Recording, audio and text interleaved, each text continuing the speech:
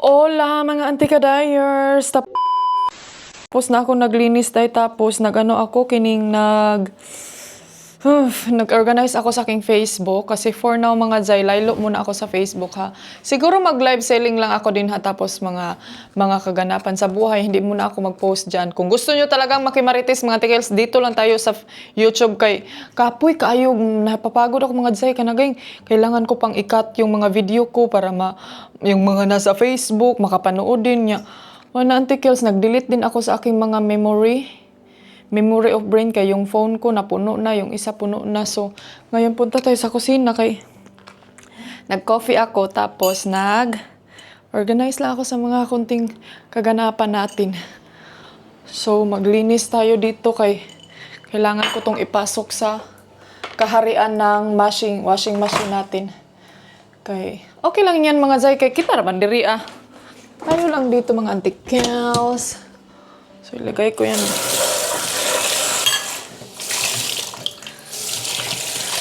Para mamaya madritso na tunig. Pwede na nato nagdritso hugas. Okay, dali raman ni. Sambot Queen.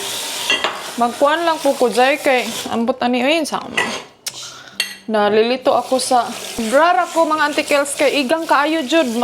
Ngayon ko pa napaandar yung yung aircon. But don't worry. Sanay naman kayo nakabikini ako, Zay. Uy, ang daming nagsasabi talaga sa inyo no na ilang kilo na daw ang nadagdag sa akin, Zay.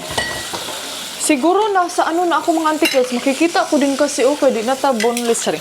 Boneless. So, pabayaan nyo na ako ha. Kaya alam nyo naman, mahilig talaga ako magbikini-bikini, Day. So, anuhin lang natin to. Kaya para pwede na natin tong ipandar ang washing. Alam nyo naman na mahilig si Auntie Calls ninyo na magbikini-bikini. Layo nyo, Day. Paduol, be. Mahilig si Auntie Calls ninyo na magbikini-bikini. So, ay, sa init po, Auntie Calls, di ko kaginhawa. Sobrang init. Kembot Queen. Pandarin ko lang tong dishwashing para kay yung solar natin man full. Pwede natin to paandarin lahat. Wala akong masyadong ganap today, so kayo yung kausap ko, no? Gwapa kayong ante, gwapa ang bibi na. Maraming salamat sa ating mga nanay dyan. Laging nakapanood. Wala, Day, tumaba ka talaga, Day, kasi parang may umulbo na natutoy. Charik, kuyawa na itong mga atin na. Saba din na indaan eh. May nagtanong sa akin, ilang kilo daw ang nadagdag. Sabi ko, parang siguro mga 37 ako ngayon, Day. Imagine, umabot ako ng 32 before. 32 ha, grabe kapayat, Jud. Ngayon, murag na sa 35, 34 ko ron, Day. He washes over me with love, serenity, a holy peace. He shows his love is free and wide. He is the master of my life. He has chosen me. I have chosen him. Let there be nothing in between. Hello, mga antika-dyers. Mag-ano tayo ng tubig, Day, kay ay, kinahanglan jud tubig is life jud diri ron. Kay init kaayo, antikels. Mag-ano ako. Huy, ang dami mang na. Nagbasa ko sa mga comment ninyo ha. Sa mga gustong mag-ano dyan, may mga gustong isabi, i-comment on everything. Mag-comment lang kayo dyan mga Zay ha. Okay. Anyway, balik ko to sa loob ng kwarto kay kinuha ko to. Akala ko makasya sa aking phone. Dili man Day Zay. Gusto ko mag-labas-labas doon sa labas ng bahay kay i-check ko yung mga ano natin doon kay Pasig nang gidry na ni ba? Kay dolor tabangi. May titiklopin pa ako dyan. Ayan yung mga titiklopin ko later. Yan yung mga gagawin natin for today's ganap. Ayan. Naglinis din ako, day. Nag-map.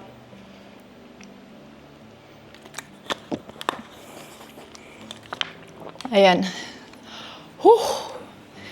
Init jud. Nag-map, nagkuan. Asa tong sleeper? Ay, kailangan kong magdala ng antipara kay i-check ko yung mga bulak doon sa kabila mga zay kung kuan pa ba, kining okay pa ba siya zay, need ba og water and everything kay I think magdilig tayo mga anticols. Pero sa ngayon, sabi kasi ni Mr. kung magdilig daw dapat hapon. Saba ba niya akong chinilas nga nagapakpak? Uy! Ayan mga zay, brown na dito. Lagi day, medyo ni sila water. Unyang hapon na lang ko eh.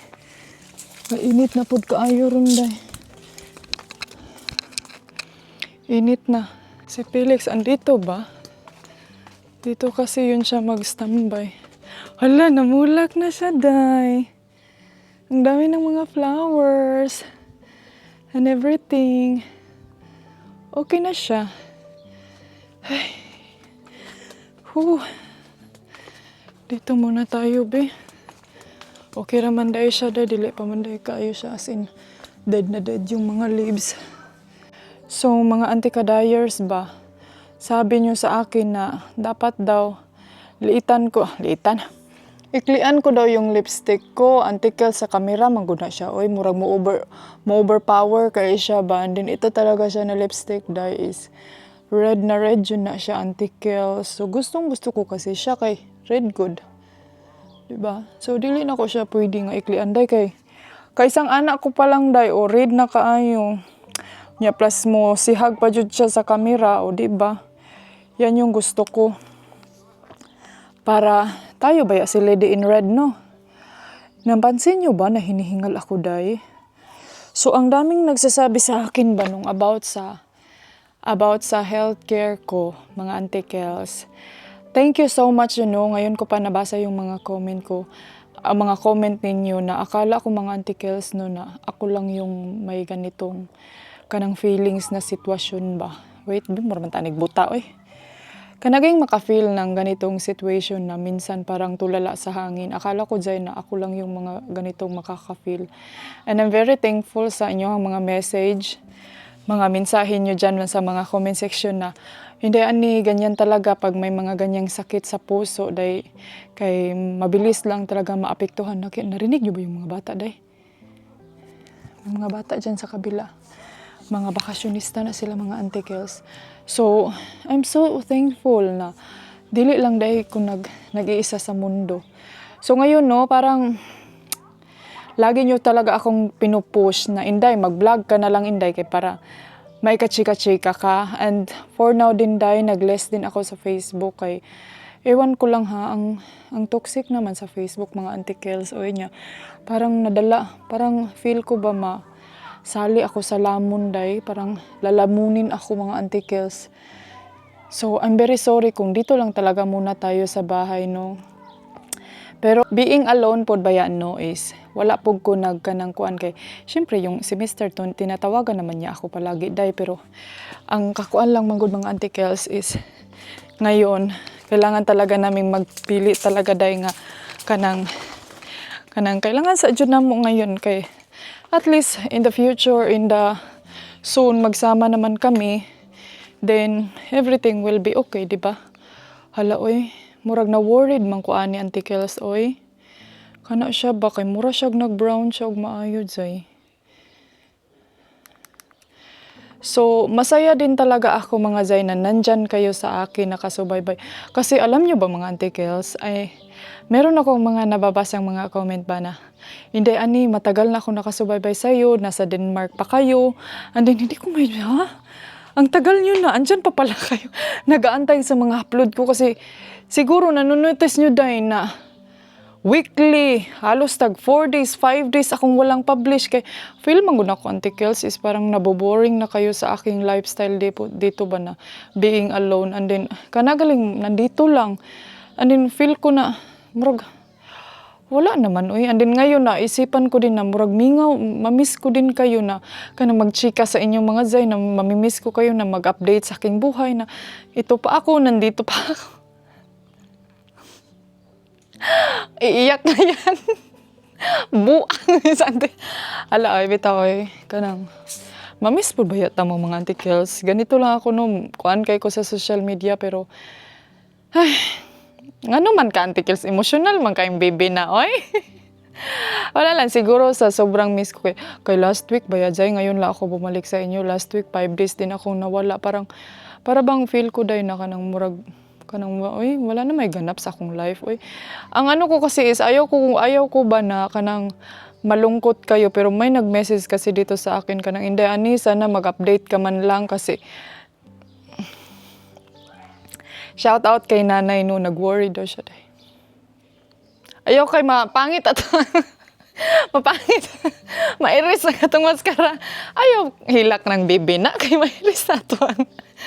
Mairis na atong maskara on tulo na akong luha day. Ana pa si nanay kanang mamiss po ka na mo day kay gusto niya na ma-update niya ang ako ang life kung okay ra ba daw ko.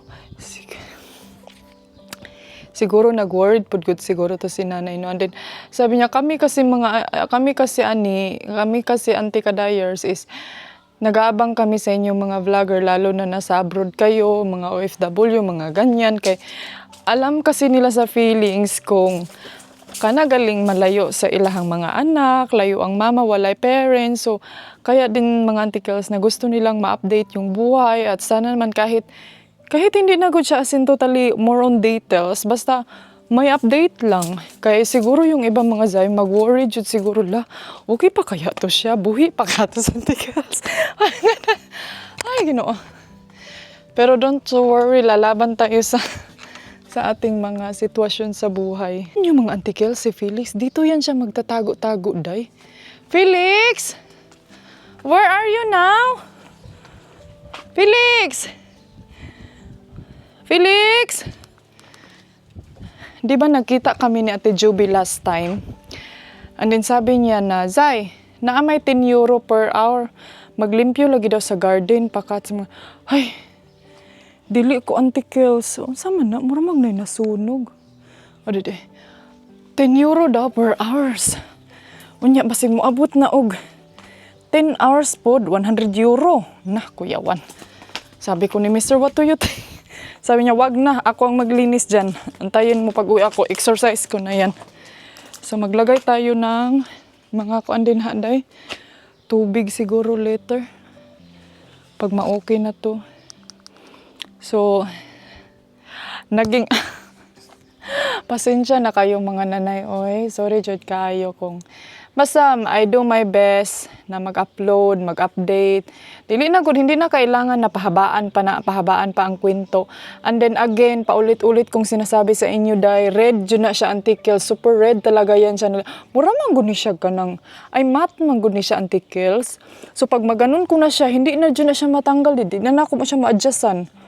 But anyway, hindi na tayo maglalis dyan sa aking lipstick. Uy, pabayaan nyo na kasi feel ko kasi maganda ako, tsari. Kuya, maganda kasi ako sa feeling na ko, bagwapang-gwapa ka ko, day. So, ayun na siya. Don't touch my lips na lang. Don't touch sa mukha. And anyway, sa mga nabasa ko din sa comment no about kay Maninay. Day, mga Auntie Kels, mga nanay, mga Auntie Kadayers, magulat siguro tano. Magantay lang tayo sa update ni Maninay ha. And then kanang dili ayoko din mga Auntie Kels na kanang yes, pwede kayong magsabi pero wag yung too much na kanang murag below the belt na pud na sa mga hindi nakakaalam. Si Eileen Caleb pinsan nako na siya day. So dili ko mo over the backod chari. Ayoko yung mag-over the kanagaling over the backod sa ilang sitwasyon. Kaya gusto ko tayo mga viewers ni Maninay o viewers ko dito, wag tayong mag-overreact ba. or mag-over kana galing sa ilang sitwasyon kay wala hindi kasi day ang vlog ni Maninay sobrang haba pati ako hindi ko nga kaya gusto ko talagang kanang sa personal jud gani day nga mag-usap dili nang magnuod-nuod lang sa mga vlog kay dili man gud day nga kanang tanan details gid dinha na istorya. So hindi din ako yung tao na ako yung declare sa mga ganyang bagay kay personal man gud na mga articles, very personal na, and then ayaw ko ding pangunahan ba sa kanilang sitwasyon. So kung yes, may mga nasabi si Maninay dito and it hurt me a lot. And lalo na sa mga nagbabash or may mga sinasabi diyan sa mga comment nga about sa mga title, mga kuan, day ay kanang dili na ko gusto nga kay di gusto man pud gud ni mga article sa mga hindi nakakaintindi or sa mga nakakaintindi. Trabaho na siya article. So ayaw ko yung ako mismo ang kanang ayaw ko yung ako makadagdag sa stress niya, and then tayo mga viewers ko, and then ayaw ko din na nang dahil dyan sa comment section ko is madamay-damay na ba.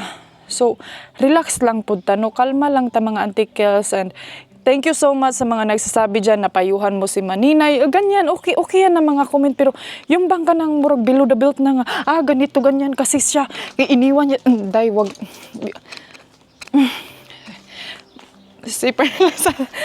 Kalma atong mga blood pressure kay pati ako mga comment nyo day, pati sa comment ninyo ba murag maapil ko ka gali uy manervyos man butaning nanay kay nanervyos naman siya ng to the max, di ba?